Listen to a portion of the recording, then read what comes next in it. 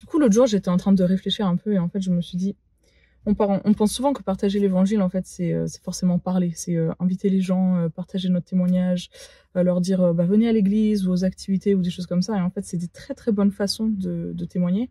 Mais je pense qu'il y a d'autres façons de faire parce que souvent, par exemple, on n'a peut-être pas forcément des gens avec qui en parler. Ou alors on est un peu discret ou réservé et du coup, on a un peu de mal à partager des choses avec des personnes que on connaît à peine. Et c'est là qu'entre en jeu en fait une autre dimension de partager notre témoignage, c'est le témoignage un peu sans les mots. Et en fait, des petites choses, elles peuvent vraiment avoir un grand impact. Et j'ai une écriture que j'aime trop dans Matthieu 5,16 qui dit que votre lumière luise ainsi devant les hommes afin qu'ils voient vos bonnes œuvres et qu'ils glorifient votre Père qui est dans les cieux.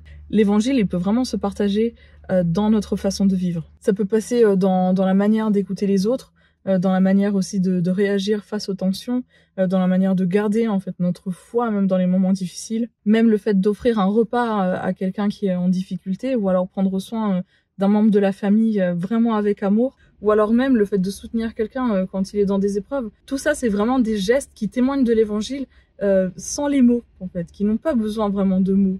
Et je trouve que ce type de témoignage, il est souvent silencieux, mais il est très puissant.